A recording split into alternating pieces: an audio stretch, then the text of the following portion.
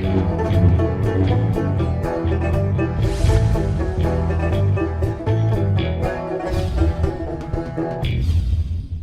I'm the Deadwood Jedi. This is going to be another Raid Shadow Legends video. Today we are looking at Faction Wars, specifically the Barbarian Faction Wars, because that's what we have today. And Barbarians obviously is going to be a little bit harder for most people. In general, you're going to want or need a couple legendary champions in order to beat this faction. It's actually kind of one of the harder ones.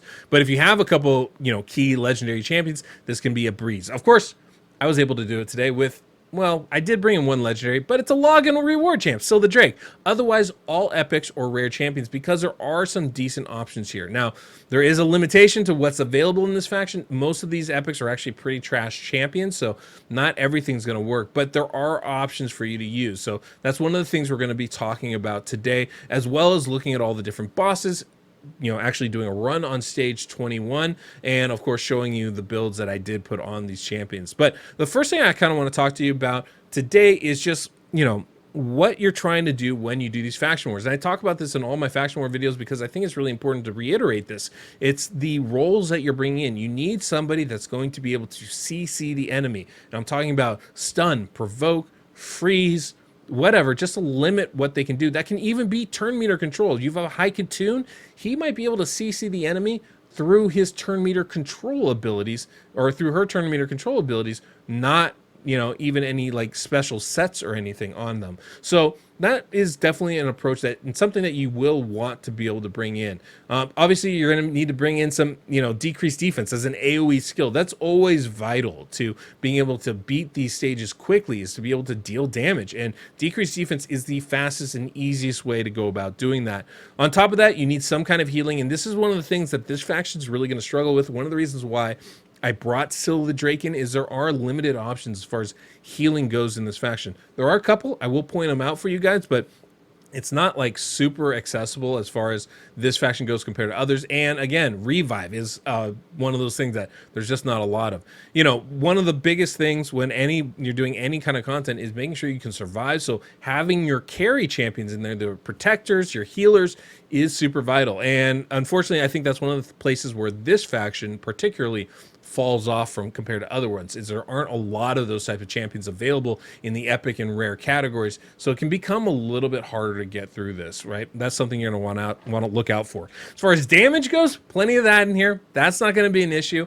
It's the rest of it that's going to be a bit of a hard sell, I would say. So anyway, let's go ahead. We're going to look at the champions. We'll look at the bosses today, but we'll look at the champions that are available in this faction first, and then we'll go do the run, and I'll show you who I'm using and how I geared them afterwards. I really appreciate you coming by to watch this video, and if you enjoy it, don't forget to hit that subscribe button down below, the notification bell so you don't miss the next one. And of course, if you enjoyed today's music, we have that Soundstripe link down below in the pinned comment description of this video, along with my code DeadwoodJedi to save yourself 15%. And of course, if you're looking for account work, you can find that on my website, deadwoodjedi.com. So this is the Barbarian faction. Obviously, there are a lot of legendary champions, and some of them are incredibly good. If you get a Valkyrie, you pretty much have this in the bag, right? Ursuga, same kind of deal. To Hanorok, not a problem. But you got to be kind of, obviously, we all don't have a ton of legendaries, right? And if you're struggling with faction wars, you almost definitely don't. So what we really want to focus on when we talk about this are the epics that are available, the rares that are available, because they're the ones that are going to be more accessible to everybody. Now, there are a lot of epics in this faction. The problem is, most of them suck. They just flat out aren't good. So they've been improved over time. They're not as bad as they used to be, but it's just not a great group of epics generally. In fact, like most of these right here, these first four, nope, not for me, right? Even these next three, not for me. But the rest of them have some options here. One champion I would definitely recommend taking a look at is Armina. She has an AoE decreased defense, which I think is really strong, right? In addition to some turn meter control, there's some stuns out there. So she's actually kind of an interesting champion to bring in. I think a little bit underrated. Maeve has some sleep abilities, which I don't generally love. I'm not going to lie. It's not really my favorite thing, but she's got stun. She's got sleep. She's got, some stuff here, but it's mostly single target. It's just not great. So these are champions I don't recommend. Some that might be okay. Baroth. Baroth has some single target abilities, right? He's not great, but he does have a decreased defense. He does have a decreased attack, so that can definitely help when you face bosses. Woad Painted does provide some healing, but it's probably not consistent enough to really help your team. The champions I would be looking at, High Katoon. First off, login champion. A lot of turn control, great aura, can definitely be someone that can help you. And because an AoE on the A2 skill, maybe even a stun or provoke set could be useful on her. For rocking the Fat, ally attack ability makes damage a lot easier to come by, and will be very, very good against bosses. So that's somebody I would look at. The other ones, Suwai, I absolutely love, and I think she's phenomenal for this. AoE decrease attack, decrease defense, and weaken on single target hits. Really good. And then of course you'll notice there's not really any healing in this faction, right? Sky Touch Shaman is somebody I would definitely be looking at. Not only does you have a revive on death, but you also have a lot of healing with her skills. So that is somebody I would definitely be looking at. Now, one thing that you might want to do is not fully ascend her. I think part of this skill doesn't activate, or maybe don't 6-star her, and that can be pretty helpful as far as making sure she doesn't get feared, which I think is there's some issues with her kit that makes her very interesting and useful, but you got to be a little bit careful in how you go about doing that. But one of the great things about this faction is there are some really good rares. Marked is fantastic. AoE decreased defense, AoE increased defense and block debuffs. That actually can be really vital, being able to block the debuffs, especially when you're facing the bosses. So that's somebody I would definitely keep an eye on. War Maiden, another AoE decreased defense champion. Basically, it's her and Armina. So I would definitely be utilizing one of those in your team. And then a champion I'm going to be using, Soulbound Boyer, a really hard-hitting champion for a rare, has some actual turn meter control abilities in her kit, and I put her in a stun set, and it works really, really nicely. So there are some solid rare champions in here. There's some others that are okay as well, but those are the three I really focused on, and I'm actually going to be using all three of them in the run we're going to do. So let's look at the bosses. Stage 7 on Barbarian Faction. The A1 is an enemy max HP hit. That's always really, really strong, so you do have to be careful with that. When he hits, it will hurt. The second ability, the A2, is a cleanse for himself, places True Fear on one of your champions, and then stuns everybody else. And then he's going to get an extra turn where he comes in with that big hit. This is a really tough one for sure. And he also gets more HP every time he loses HP when he's attacked. So this definitely can hurt. There's a couple different ways you can go about this. Obviously, doing things like poisons, HP burn, those are definitely good ways to go about it. But mostly what you need is either a couple champions with resistance, or you need a block debuff on your team, or someone, especially for that one champion that's getting True Feared. Ally protection goes a long way for absorbing the damage from that the A1 hit. That can really help a lot. Bringing in a reviver is definitely the way I would recommend going, though, and usually makes things very easy. Thankfully, it's stage 7, so it's a very easy stage to get through for Barbarians, so don't really have to worry about it. Now at stage 14, it's a different boss, obviously. We're going to have an A1 that places poison debuffs and decreases turn meter. Decreasing turn meter is annoying, but the poison's not that big of a deal. The A2 is an AoE ability, places True Fear for 1 turn, also places a poison debuff for 3 turns, and decreases turn meter again. So that's always annoying. One more time. And then he'll place HP burn when attacked as his passive ability. This one, again, isn't anything to worry about too much. The hard part here is that you're getting HP burn on your champions every time you attack. Because he's decreasing turn meter every time the boss attacks, he's going to be getting more turns than your guys are going to be able to keep up with usually. So, one of the things you can do, definitely bringing in some turn meter manipulators. Somebody like High Katoon could be really helpful. Bringing in resistance is definitely helpful to avoid that turn meter reduction. A cleanser, because of that True Fear debuff, doesn't hurt, or block debuffs. Both of those are valid approaches to this. But the cleanser is going to be really helpful because of that HP burn and being able to cleanse that off all your team. But generally, even on stage 14, all you really need to do is just survive, and that shouldn't be too hard. This faction is not perfect for it, and obviously we talk about some of the champions and what's good and what's bad in this faction. Without a ton of revivers, without a ton of healing, it is a little bit harder to survive in this one. So Barbarians is a little tough. This one might be a little bit more difficult for you, but generally I would be working on bringing champions like Silva Drake to the party. Operdin would be a really good option, Valkyrie obviously, but if you have some solid legendaries, that can go a long way. If not, it's going to be a little bit harder, and so you're going to need to look for that kind of survivability and healing. And actually, I think the rares in this faction will do a lot for you. Champions like Marked would be fantastic for this. That's somebody I would definitely be looking at to maybe help your team survive in this fight. But of course, the one we want to talk about is stage 21, right? This is going to be the big boss, and this is going to be the hard one for you. And on this one, you have consuming Furor, right? It's a provoke on the A1 on 2 enemies. That's not so bad. You still get attacks in, right? A2 is a true fear. That's definitely problematic. So, you know, again, bringing some cleansing in would definitely be helpful, or block debuffs. And then passive ability is a freeze when hit. So, you know, again, we're talking about, with all these bosses, we're talking a lot about bringing in cleansing, bringing in block debuffs. Those are things that are going to be really helpful. For the team that I'm going to be bringing in here, I'm actually going to use 3 rare champions. We have a couple of them that are quite good for this, and you don't have to use them. There's good epics too. But Marked, I think, is phenomenal for this, with the 1-turn block debuff, 2-turn increased defense, will really help you survive and deal with all those debuffs throughout. We have War Maiden to give us an AoE decreased defense for the waves, and a Soulbound Boyar in a stun set to, again, help us with the waves. But Soulbound Boyar also does some pretty significant damage and has some nice turn meter reduction abilities, so that kind of helps round this out. The other champions I'm bringing in, Suwai, Firstborn, has a weaken, decreased defense, and an AoE decreased attack. Really good, does good damage, will help us a lot, not only with the waves, but with the boss as well. And then I have Syl the Drake, and I try to do this generally without any legendaries, but there's such a lack of revivers, a lack of healing in this faction. I felt I really just needed to go with Syl the Drake, and at least she is free to play friendly since she's a login champion. That is somebody that everybody will get eventually. So this is a team that we're going to be using, and I think it should work pretty good. Maybe not super fast, but efficient. And so we're going to just hit auto as we go into this battle, and you can see we get that AoE decreased defense from Marked, which is a great way to start. Obviously, not perfect affinity, right? She's red affinity. There's some green affinity champions out there, so we're not landing on everyone. A champion that you might want to look at is Armina. She also has an AoE decreased defense, and if I were, you know, really trying to optimize that, I might bring her in here instead of War Maiden, but you know, try to show them some different things. Armina is also really good because she has a lot of turn meter reduction. Kind of a fun champion, a little bit underrated, I would say, and so a nice option. You can see Soulbound Boyar there with that stun ability on her skills. You know, she's got some nice AoE abilities. Putting her in a stun set was definitely helpful, I felt like, and she deals pretty solid damage as well. Suwai, obviously a very good damage dealer. And then, you know, Syl the Drake, I feel, is really, really valuable because we're able to heal up every time she goes.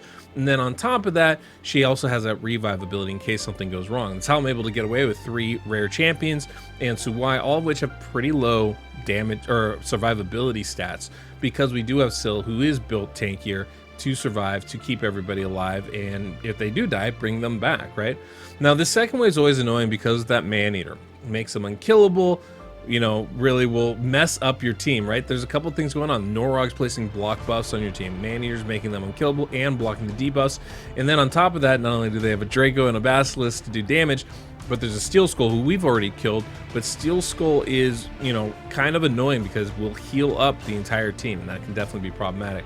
But if you can survive, which we're able to do here, or, you know, use some nice AoE debuffs, you're going to be able to survive this, right? You're going to be able to take them down. In general, they're not the strongest hitting wave that you're going to come across. They're more an annoying wave if you don't have some kind of healing and survivability, because they will whittle you down. They're unkillable, and so it can be pretty problematic. I generally try to target taking down Man-Eater or taking down Steel Skull first. Taking away their healing or their unkillable ability is pretty important. And then we get to the waves, right? Now, always when the boss doesn't have revive, our main focus should try to be take down the ads on the side. Now, you'll notice I'm not manualing this. I'm just letting it run auto. We have a fair amount of AoE skills here, but I would really like to take out those ads on the side. I don't want an increased speed buff on the boss, for example. I don't want damage coming from that little Sinesha or Skullcrown or whatever on the side, right? Little increased defense buff there. These are things I don't want to have coming onto my champion. So the sooner I can take them down, the easier it's going to be to deal with the boss itself. And so that's something we definitely want to try and focus on. If I was manualing this, I would be focusing on those 2 ads. I can do that now, actually. Just make this a little bit faster. Just target it right there, and now my team is going to target him. And now we can start focusing on the boss. And at this point, I don't really have to worry about, right? We got that AoE True Fear. It's pretty annoying, but because Syl's going to be healing us every turn, we're not at least dying when that happens, right? We're not attacking every time, but we're attacking often enough where we're able to counteract it. And then that second hit, you can see we got frozen there when we attack. That's just a thing that's going to happen. So if we had an AoE cleanse, that would be really great for us. I think that would be very helpful to keeping this team consistent and, you know, getting the results that we want generally. But you can see we're doing okay, right? We're able to keep decreased defense up, we're able to keep weaken up, decrease attack, and even decrease speed with Still the Drake. So all those things kind of add up to make this a much easier fight than it would be otherwise. And so that's kind of the approach that we're taking here. It's pretty simple, pretty effective, I would say. All right, that's the run. I mean, it's successful, right? Now, is it perfect? No, not at all. But I was able to do it, run it in full auto. It's about 4 minutes here, not too bad. And we're using a lot of rare champions because rare champions can still be good. Remember, it's the skills they're bringing and the stats we're putting on them. So if we can make the stats in order for them to survive or deal damage as we need, they're just as valid as anybody else. So that's always the hard part, though, getting the stats where we need them. So let's break down the champions that I did bring in. This is going to be Suai Firstborn. So good, so good. Hits really hard, but and also the AoE decreased attack, which I think is really valuable as far as keeping us alive. As far as her stats go, you can see I got 175 speed, a little bit low. This is kind of a clan boss build I have her in, but good crit rate, good crit damage. Again, she hits hard and good accuracy because we do want to land those debuffs and a fair amount of attack on her as well. This is, again, a clan boss build I had on her, so I just didn't change it out. Obviously, for Faction Wars, the faster, the better. More speed is always helpful. That might be something I would look at changing. Mastery-wise, you can see we went down the offensive tree and the support tree, so nothing super crazy. I only have 4,400 attack or so on her. It's nothing crazy. It's definitely high, but it's not crazy numbers. I didn't, you know, pile on 6,000 attack or something. So she will do good work for you, even if you don't build her crazy, crazy hard. Another champion we have is War Maiden. I actually really like using War Maiden. Now, the big thing with her, we just need to land the debuffs and get her fast enough to land the debuffs. So for her, I have her at 235 speed here, right? Going fast, 244 accuracy. Obviously, I could bump that up, but that's really all I need. I didn't build any attack on her, crit rate. I don't care about any of that. I just want speed and I want accuracy on her. 40,000 HP, 2,400 defense. It's not great numbers, but it should be enough for her to survive. Mastery-wise, we've got her going down the offensive tree and the support tree. Now, I also have Marked in this team, and I absolutely love Marked. Again, this was kind of a clan boss build that I just had to finish up, but she's really, really good. I really like her a lot. Defensive-based champion, so 3,300 defense, 40,000 HP, really good numbers there. I did try to put a little bit of crit rate on her, didn't really focus on it, though, because all I care about is getting, you know, those stats that I really just put whatever gear on her, honestly. But 186 speed, obviously, if I can get her to go faster, even better, because that means we'll keep those buffs on us even more often, more time that those are going to stay on us and help us out. But I like her a lot. I think she's a quality champion. And mastery-wise, we got defensive tree and offensive tree. And then last we have Soulbound Boyar. Now, you'll notice I have her in a stun set. I think she has an AoE, well, I know she has an AoE on her A1 skill, and so a stun set makes a lot of sense there, right? I could actually turn off all of her other skills, just use the A1, and I think that would probably do even better for us. But she also hits really hard, so she's definitely a champion worth building out, worth using. I really like her a lot, honestly. As far as stats go, you can see she's got pretty low base stats, right? Like really low base stats. So getting her HP up, her defense up to a normal level is pretty hard. I did give her 100% crit rate, some crit damage, 202 speed again, so she can, you know, just take more turns. These are pretty minimal as far as survivability stats on her. So obviously that's going to be a limitation when building her out, and that might be a problem. Again, another reason why you want to revive her on your team. As far as masteries go, I have her all the way down to Helm Smasher, which is just kind of the build I had her in, and defensive tree here. One of the things, I don't know that I would recommend Soulbound Boyar for this particularly. What I do know is that she's capable. Definitely capable for this, but there are probably better options out there for you. But if you're really struggling with champions, she might be one worth considering. And then the very last champion I used was Still the Drake, and you might notice missing a chest piece. Did I mean to do that? No, just an oversight. But at the same time, it didn't matter because she's that strong, right? Able to heal everybody every single turn. Just amazing champion. But yeah, this is, you know, I think she's crucial to making this an easy run, especially early on. And so, yeah, if you get her, definitely build her out. But, like, you know, high HP, high defense, you want her to stay alive is kind of the big thing. And then most important, high speed. That's really crucial. Everybody heals on her turn, so you need her to take turn after turn after turn after turn. On top of that, she's got some great skills, right? So you can build accuracy on her. I think she has a stun ability. She has a decreased speed she can put out. Definitely I would build some accuracy on her more than I did. And resistance is nice just so she doesn't take any debuffs and she can always take her turn, but you don't necessarily need it. So yeah, I think definitely a great option here. Mastery wise, support tree all the way down. I took it to resistance, or defense tree all the way to the resistance. Doesn't really matter. The big thing is you want to maximize her healing and her turn meter. So there's plenty of options here. Timely intervention might be a really good option. There's lots of options as far as that last mastery go, but defense tree and support tree I think is a good way to go with her.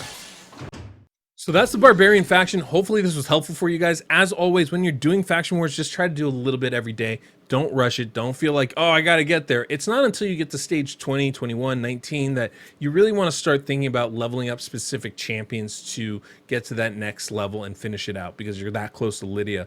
Otherwise, you just want to, kind of as you're watching it, consider how is it working? Do we have enough CC in? Do we have enough healing in? Do I need to bring in a different champion that I already have to be able to provide that? Do I need to put a different set on a champion that I'm already have in order to provide some of that? Those are things I would be considering as I'm going through and trying to advance slowly. But that's all we got for today. Hopefully you guys enjoyed the video. Don't forget to subscribe. They've got that Soundstrike link down below. Until next we meet, I'm the Deadwood Jedi.